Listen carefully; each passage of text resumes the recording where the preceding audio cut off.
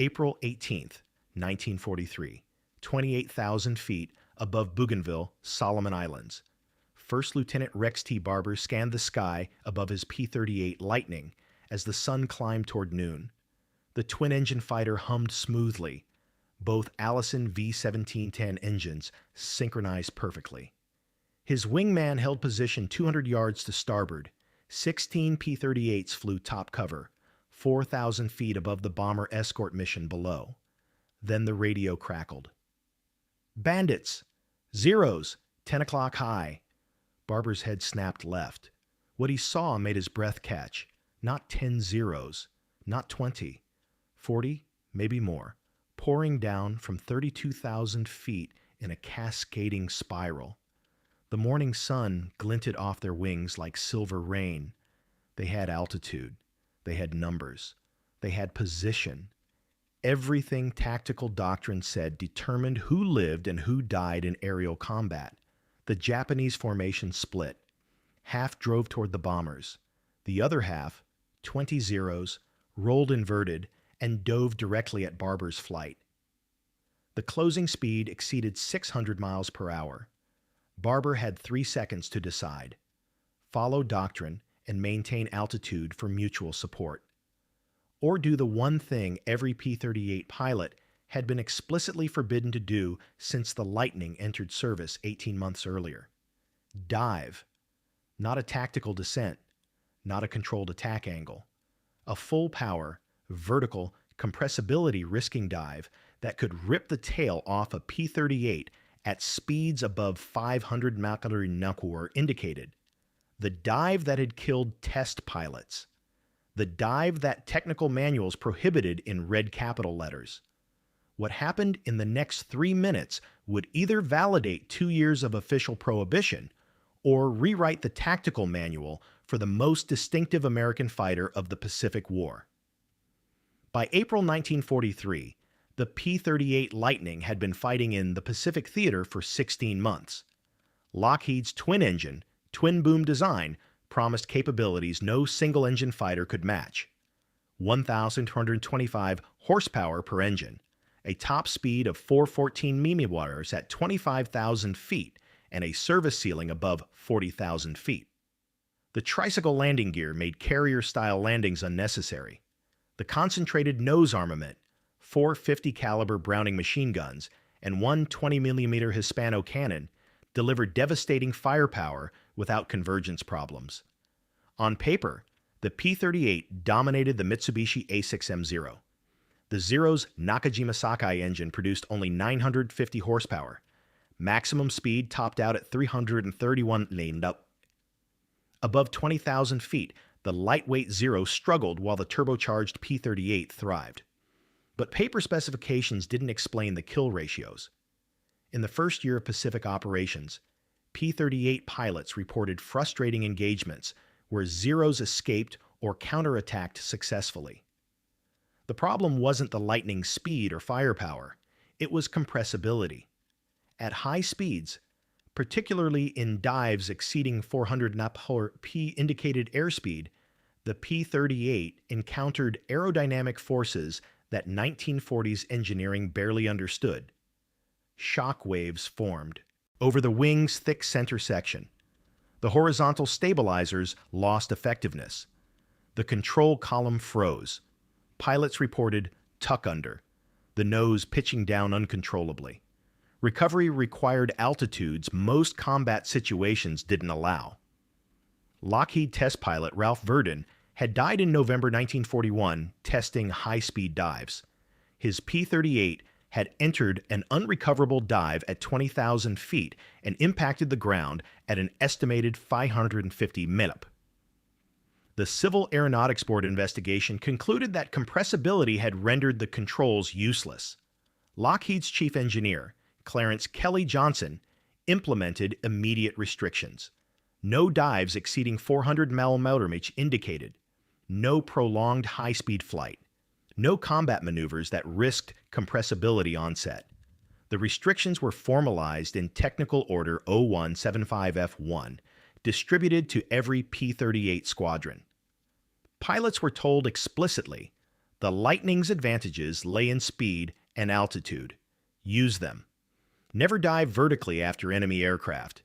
Never attempt to follow diving Zeros. The risk of losing control exceeded any tactical benefit.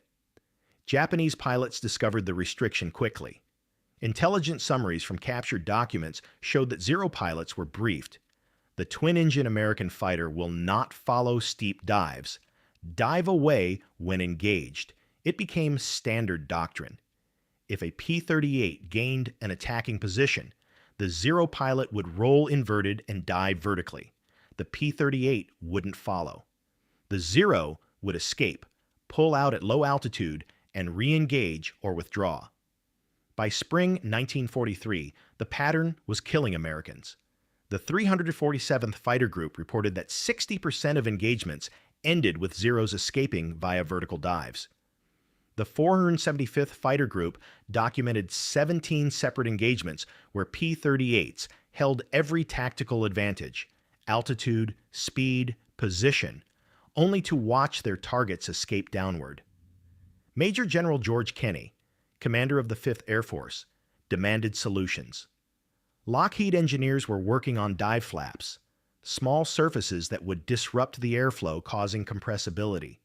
But production and installation would take months. Combat was happening now. Some pilots ignored the restrictions.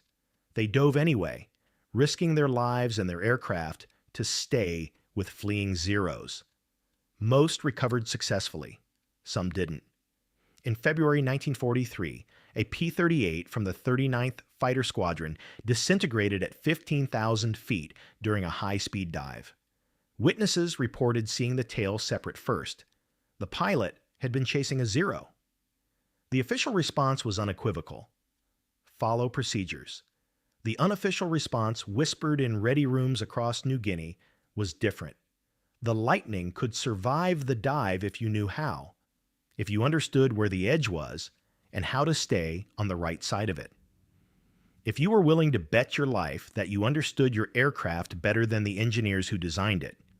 Most pilots weren't willing to take that bet. The doctrine held until April 18, 1943, when 40 Zeros appeared above Bougainville, and one pilot decided that doctrine was more dangerous than compressibility. Japanese intelligence assessments from early 1943 characterized the P-38 as technically advanced but tactically limited. Captured documents translated after the war revealed the specificity of their understanding. The twin-engine fighter possesses superior speed above 6,000 meters, but cannot maneuver aggressively at high velocity. Pilots exhibit reluctance to pursue diving attacks, exploit this weakness consistently. They weren't wrong. American pilots were reluctant. The reasons were documented in morgue reports and accident investigation files. Compressibility wasn't theoretical. It killed. The Zero, meanwhile, excelled in the dive. Its lightweight construction, just 5,313 pounds empty compared to the P-38's 12,700 pounds, meant lower terminal velocity and less aerodynamic stress. The Zero could dive vertically from 25,000 feet to 5,000 feet, pull out smoothly, and retain enough energy for immediate re-engagement. Japanese pilots used the tactic with confidence, born from hundreds of successful escapes. What made the situation particularly devastating was the tactical implication. Air superiority requires not just shooting down enemy aircraft, but denying them the ability to accomplish their missions. If Zeros could escape any engagement by diving, they could always regroup, always return, always threaten bombers and ground forces. The P-38's speed advantage meant nothing if it couldn't force decisive engagement. American pilots tried alternatives. Some attempted to anticipate the Zero's dive and position below the enemy formation. This forfeited the altitude advantage, the Lightning's primary strength. Others tried prolonged tail chases, following Zeros in shallow descents where compressibility was less severe. Zeros could reverse these situations using their superior turning radius at medium speeds. Training emphasized patience and discipline. Maintain altitude. Don't chase. Wait for another opportunity.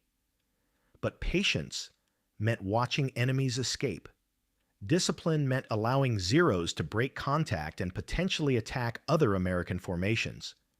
The psychological toll mounted as pilots reported engagement after engagement where they had him but couldn't finish.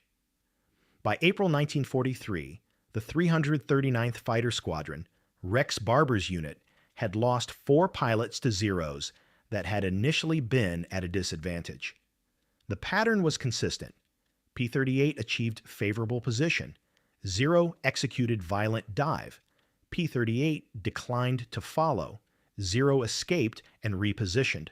Zero attacked from unexpected angle.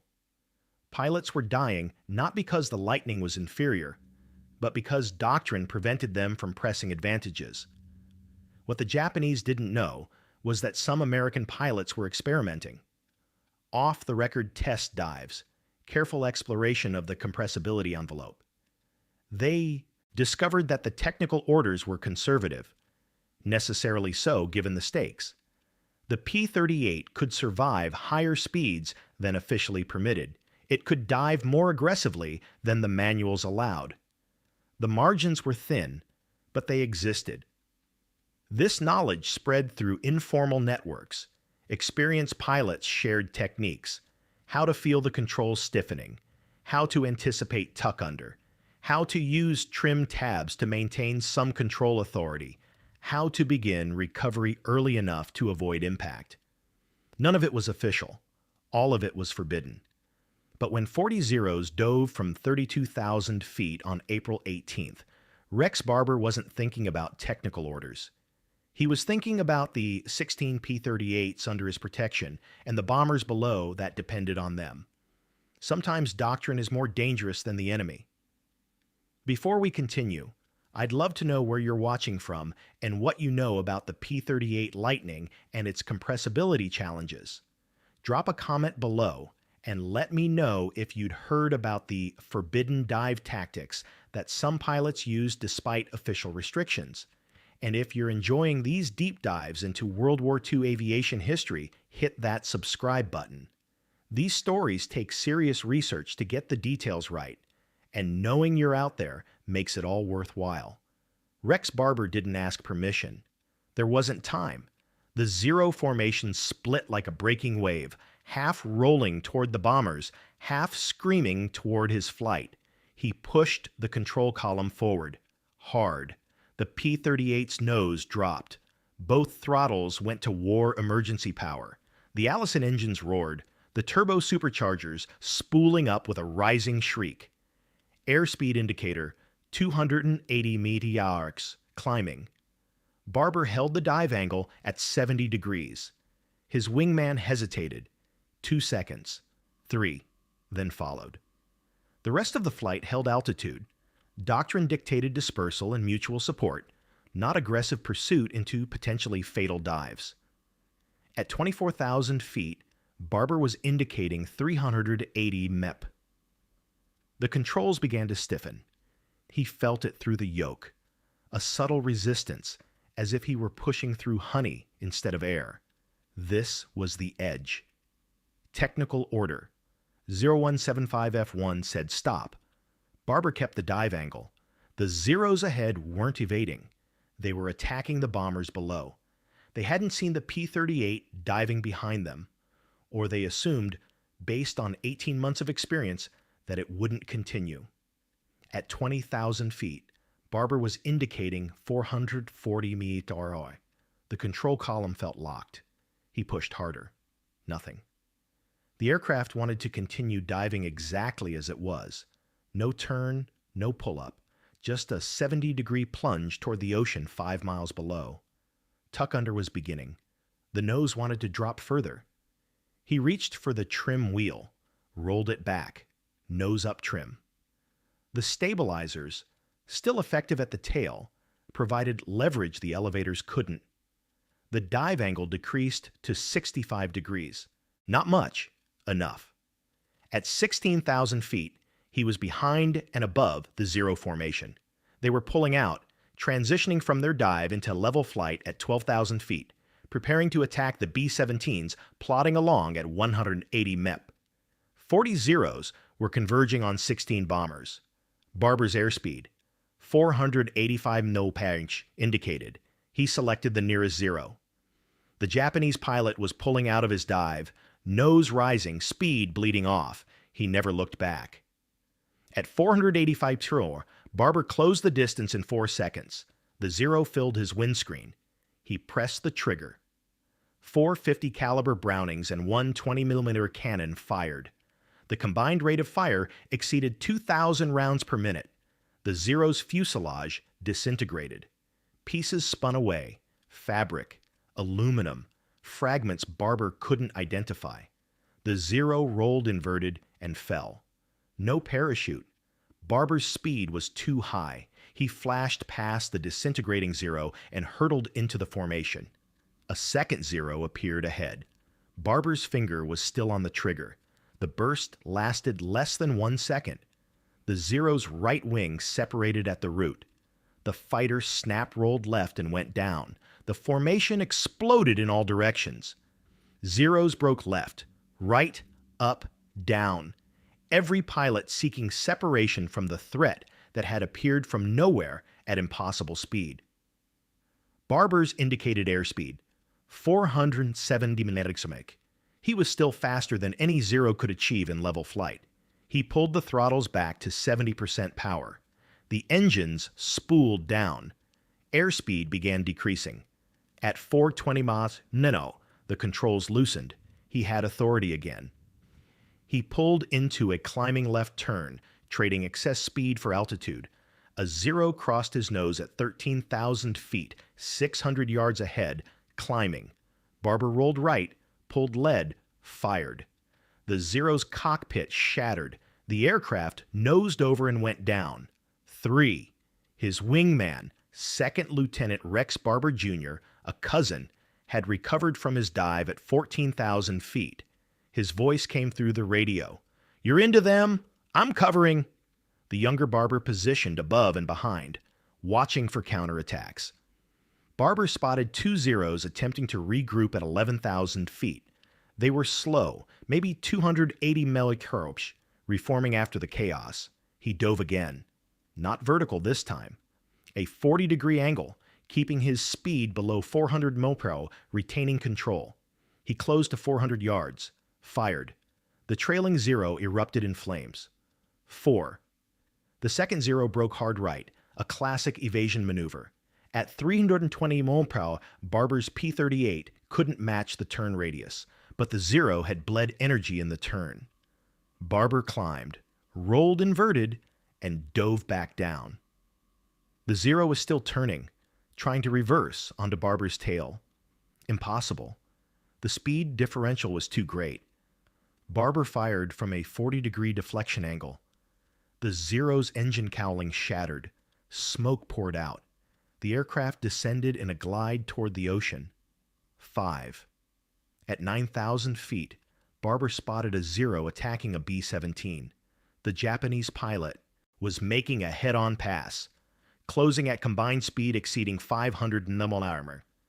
The B-17's guns were firing, dozens of 50 caliber tracers streaming forward. The Zero flew through them, guns flashing, shells striking the bomber's nose. Then the Zero tried to break away, pulling up and right. Barber was above and behind. He rolled, dove, led the target, fired. The Zero's tail disintegrated. The aircraft tumbled. 6. His ammunition counters, 20mm at 60%, 50 caliber at 40%. He'd been firing in short bursts, 1 second, 2 seconds maximum. Conservation was critical. 3 Zeros appeared below, heading west, away from the fight. Running. Barber dove again. This dive was controlled, 20 degrees, speed building to 380 mph. He closed on the trailing Zero. Range, 300 yards. He fired. The Zero exploded, a direct hit on the fuel tank behind the cockpit. 7. The other 2 Zeros split. Barber followed the right-hand aircraft. The Zero pilot saw him, dove vertically, the tactic that had worked for 18 months. Barber followed. His dive angle, 60 degrees. His airspeed, 430 mph. Compressibility stiffened the controls. He used trim. The Zero pulled out at 4,000 feet. Barber was 2,000 feet behind and closing.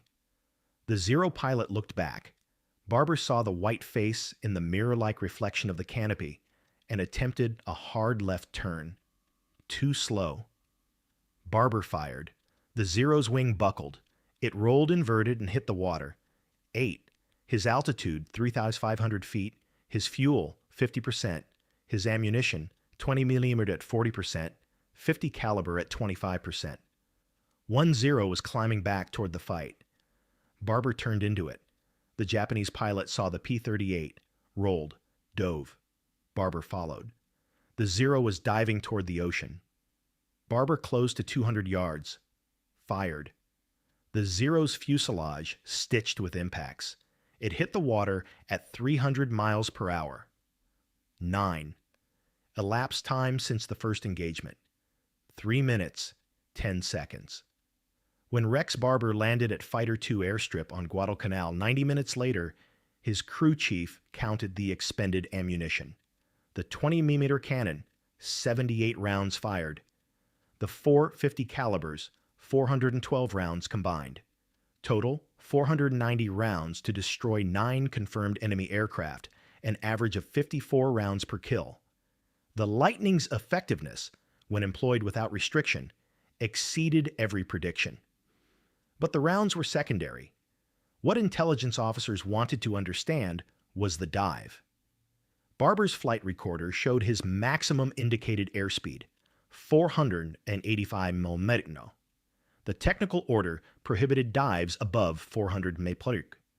Barber had exceeded that limit by 85 mph and retained enough control to fire accurately and destroy 2 aircraft while still in the forbidden envelope. Within 24 hours, Major General George Kenney ordered a classified analysis. Test pilots at Wright Field in Ohio received the flight data. Their response was cautious. Lieutenant Barber's profile indicates sustained flight in night. Compressibility onset. Recovery should not have been possible without dive recovery flaps. We cannot recommend this technique be taught. But the recommendation came too late.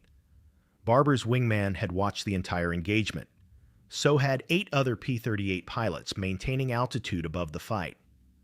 Within a week, every P-38 squadron in the 5th Air Force knew the details. The forbidden dive worked, if you understood the margins. Experienced pilots began sharing the technique more openly. The critical factors were these. First, begin the dive with precise angle control, 60 to 70 degrees, not vertical. Second, use trim aggressively as speed increased. Nose-up trim compensated for elevator stiffness. Third, monitor indicated airspeed religiously. Each P-38 had slightly different limits based on weight, altitude, and specific airframe tolerances. Fourth, begin recovery early, 3,000 feet minimum above terrain or target altitude. The 5th Air Force couldn't officially sanction the tactic. The technical order remained in effect. But informal training began.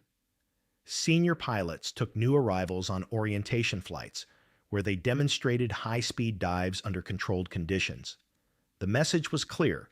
The manual was conservative for good reasons. But combat sometimes required operating at the edge. Japanese intelligence didn't adapt quickly enough. For 6 weeks after Barber's engagement, Zero pilots continued using vertical dives as their primary escape maneuver. American kill ratios improved dramatically. The 475th Fighter Group reported that successful Zero escapes dropped from 60% to 12% between April and June 1943. The 49th Fighter Group documented 17 engagements where P-38s pursued diving Zeros and achieved kills in 14. By July, Japanese tactical bulletins acknowledged the change. The twin-engine American fighter now follows aggressive dives. Previous escape techniques are ineffective. Avoid engagement when enemy possesses altitude advantage. The advice was sound, but operationally devastating. If Zeros couldn't safely engage P-38s with altitude, they couldn't effectively intercept high-flying bombers. The long-term solution arrived in August 1943, dive recovery flaps. Lockheed engineers designed electrically actuated flaps mounted under the wing's center section. When deployed above 300 mph, they disrupted the airflow, causing compressibility. Test results were dramatic. P-38s could now dive to 500 mph indicated and retain full control authority. But installation took months. Retrofit kits had to reach forward bases. Mechanics had to install them under field conditions. The modified P-38s, designated P-38J, didn't reach full distribution until December 1943. For 8 months, the P-38's effectiveness in the Pacific depended on pilots willing to operate outside official limits. They called it riding the edge, flying faster than the manual allowed, but slower than physics. Forbade. The margin was narrow. 12 pilots died in compressibility-related accidents between April and December 1943, but the tactic destroyed over 300 Japanese aircraft that would have escaped under previous doctrine. Rex Barber's 9 kills in 3 minutes proved that the Lightning's greatest limitation was artificial, imposed by caution rather than capability. Rex T. Barber finished the war with 5 confirmed kills, officially. The 9 Zeros destroyed on April 18, 1943, were never formally credited. The reason was bureaucratic. No witnesses could confirm individual kills during the chaotic 3-minute engagement, and Barber's gun camera had malfunctioned. He received credit for 2 Zeros that day, the minimum confirmable by his wingman's testimony. But Barber is remembered for a different mission.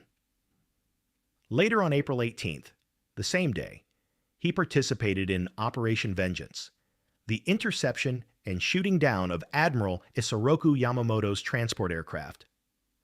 Barber claimed one of the 2 kills, though credit disputes persisted for decades. He was awarded the Navy Cross. He survived the war, worked as a commercial pilot, and died in 2001 at age 84. He rarely discussed the forbidden dive tactic, saying only, "We did what the situation required." The P-38J model, with factory-installed dive recovery flaps, entered service in December 1943. Performance specifications showed marked improvement. Maximum dive speed increased to 550 mph indicated, pilots reported full control authority throughout the envelope, and compressibility accidents dropped to near zero. The modification cost Lockheed $1,200 per aircraft in 1943 dollars, a minor expense that would have saved lives if implemented earlier. But the forbidden dive's legacy extended beyond the Lightning. Fighter tactics across all theaters began emphasizing aggression over caution. The experiences of pilots like Barber demonstrated that performance envelopes, while based on legitimate engineering concerns, were often conservative. Combat pushed aircraft beyond design limits regularly. Pilots who understood their aircraft's true capabilities, not just the official specifications, survived more often than those who adhered rigidly to doctrine. Post-war analysis by the Air Force Historical Research Agency calculated that P-38 kill ratios in the Pacific improved from 2.6.1 in early 1943 to 5.8.1 by year's end. Multiple factors contributed: better tactics, improved maintenance, more experienced pilots, but the elimination of the dive restriction appeared repeatedly in pilot debriefs as a critical tactical advantage. The lesson influenced post-war fighter development. The F-86 Sabre, America's first swept-wing jet fighter, underwent extensive high-speed testing before operational deployment. Test pilots deliberately explored the edges of controllability at transonic speeds. The data informed not just aircraft design, but also pilot training. Future fighter pilots would be taught to recognize and manage compressibility effects rather than simply avoid them. The irony was noted by aviation historian Barrett Tillman. The P-38's greatest limitation was eliminated not by engineers, but by pilots who decided the risk of following doctrine exceeded the risk of breaking it. Barber and others proved that the Lightning was more capable than Lockheed believed. The engineers caught up 6 months later. Today, the P-38 Lightning is remembered as one of World War II's most versatile fighters, effective in air superiority, ground attack, and reconnaissance roles. But its effectiveness in 1943, during the critical period when Japan still possessed formidable air strength in the Pacific, depended on pilots like Rex Barber, who understood that sometimes survival requires breaking the rules designed to keep you safe. The forbidden dive destroyed more than 9 Japanese fighters. It destroyed the assumption that doctrine always outweighed initiative. There's a tension in military aviation between engineering caution and combat necessity. The engineers who write technical orders base restrictions on physics, testing, and worst-case scenarios. They're protecting pilots from aircraft limitations that can kill without warning. Their caution is justified. It saves lives. But combat introduces variables engineers can't test. Enemy aircraft diving away, bombers under attack, moments where the risk of inaction exceeds the risk of breaking limits. In those moments, pilots must decide whether to trust the manual or trust their understanding of the machine beneath them. Rex Barber chose to trust the machine. He dove at 485 Molo because 40 Zeros were attacking and doctrine offered no solution. He operated at the edge of compressibility because the alternative was watching enemies escape and brothers die. He proved that the P-38 Lightning could do more than Lockheed believed it could. 9 Japanese fighters destroyed in 3 minutes. 3 minutes that demonstrated the Lightning's true potential. 3 minutes that required ignoring every official restriction on high-speed flight. April 18th, 1943, 28,000 feet above Bougainville. One P-38 diving through forbidden speeds toward an enemy that believed they were safe. Sometimes the most dangerous thing a pilot can do is follow the rules, and sometimes the manual's red warnings exist not to define the limit, but to mark where courage begins. When the mission demands it, doctrine is just another constraint to overcome. If you found this story as fascinating as I did researching it, I'd appreciate if you'd like this video and subscribe to the channel. There are dozens more untold stories from World War II that deserve to be remembered, and I'll be bringing you a new one every week. What should I cover next? The P-47 Thunderbolt's ground attack legacy, the development of fighter tactics in the Pacific, or the untold stories of the 8th Air Force? Let me know in the comments below.